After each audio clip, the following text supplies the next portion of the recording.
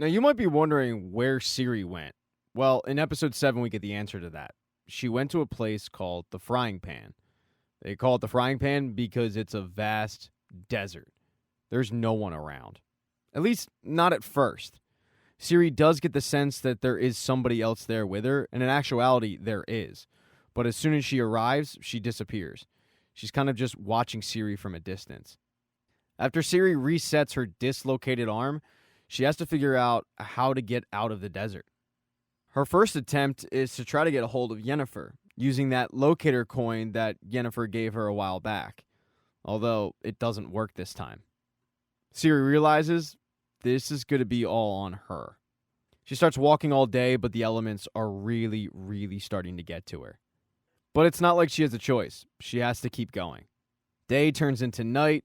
She starts hallucinating a little bit, thinking about past memories, thinking about life with Geralt and Yennefer, and really using that as motivation to try to get out of the desert and keep going. Day 2, she thinks she sees water, which is a big relief because she's hungry and she's thirsty, but it's this clear goo. Doesn't really make a lot of sense to her. That clear goo, though, is the saliva of this giant sand monster that attacks Ciri. Ciri, though, still has her instincts, so she's able to avoid danger and get out of its mouth before it clamps down.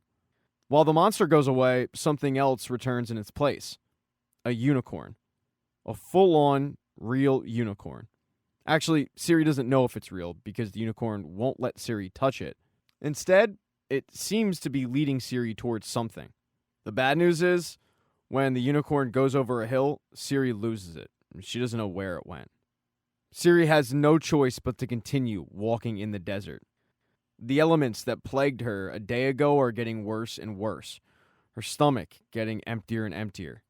She sees a lizard, and she finds the lizard's eggs, and she starts chowing down on them. And then she's visited by her first apparition. It's one of her mother. At first, her mother is nice, giving her a hug. Seems to really enjoy seeing Ciri. But then her mother completely turns on her.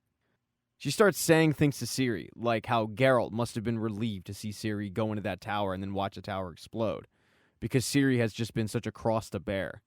It makes Ciri feel like complete crap. But the insults don't continue for very long because the apparition goes away. The fact that that whole conversation didn't happen, or the fact that it might have hit too close to home, ends up boiling up in Ciri, and she takes her frustration out on the lizard she finds by eating it. That was a bad decision, though.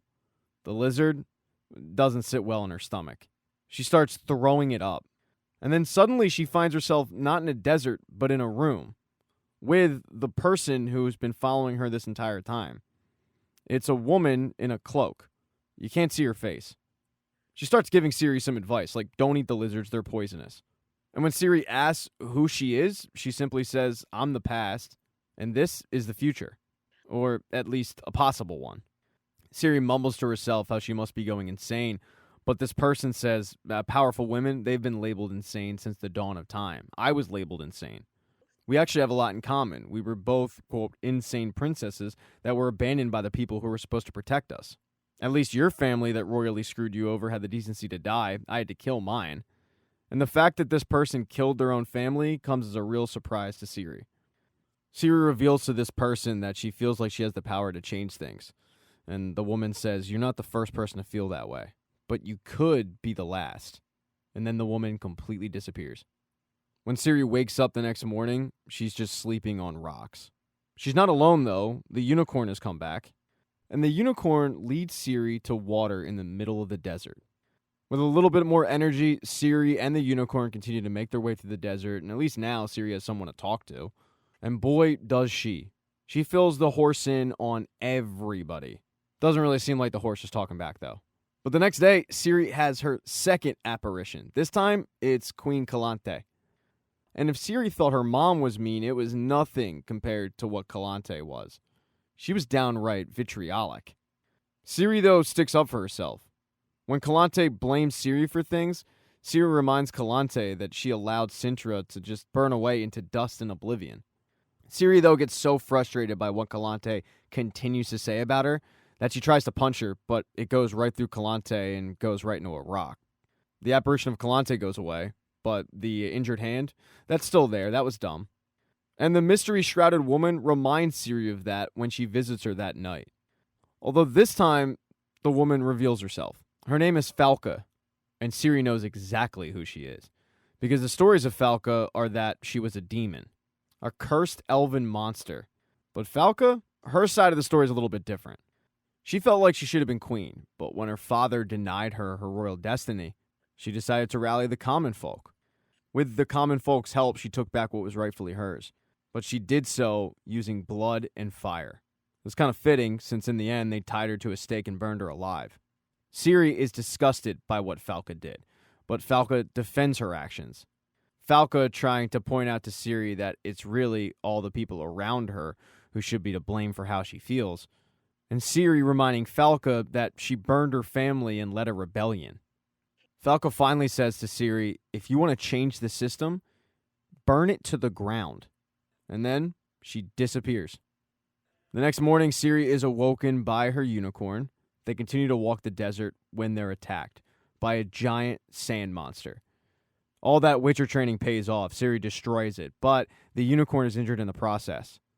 Ciri does her best to patch the unicorn up, and the unicorn and Ciri continue to walk until finally the injury becomes too much for the unicorn, and the unicorn has to lay down. Ciri creates a little bit of a camp with a fire, but she's trying to heal this unicorn. Unfortunately, there's nothing she can draw magic from.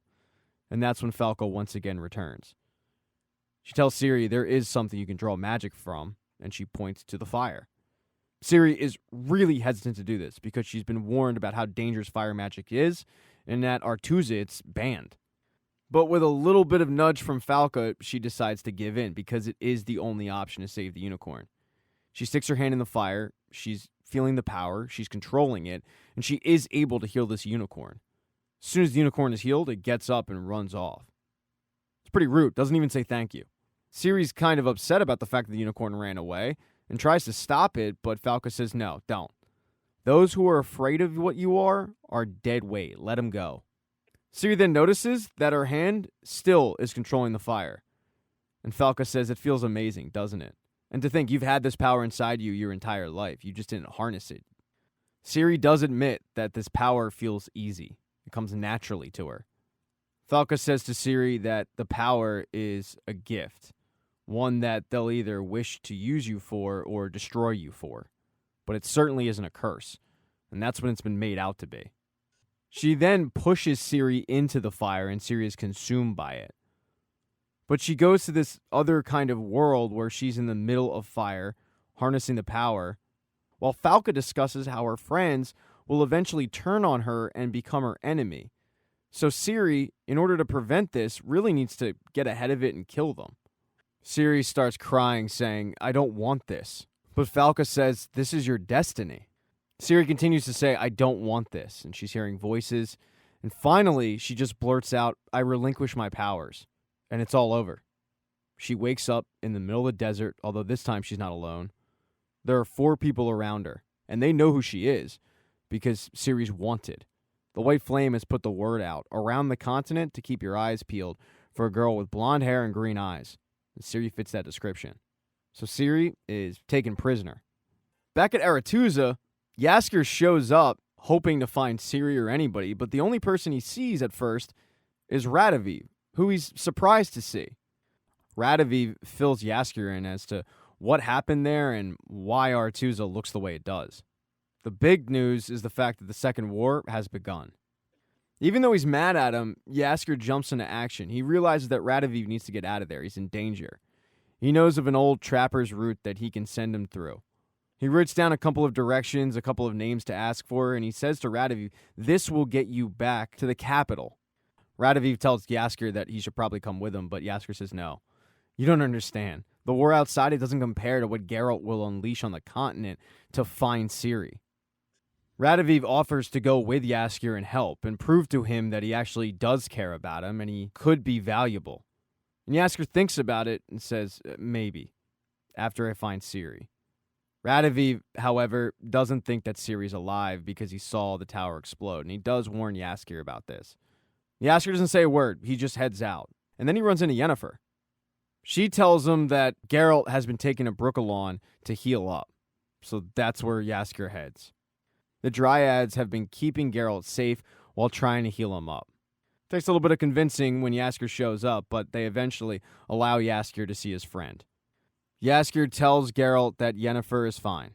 As for Ciri, he has bad news.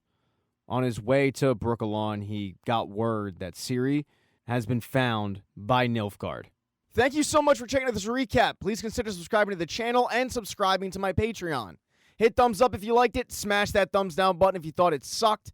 If you left a comment, I don't get back to you. I usually don't check the comments unless they're like a super comment. Also, if you don't see the next video up on the end screen, not to worry, it'll be up in a day or two.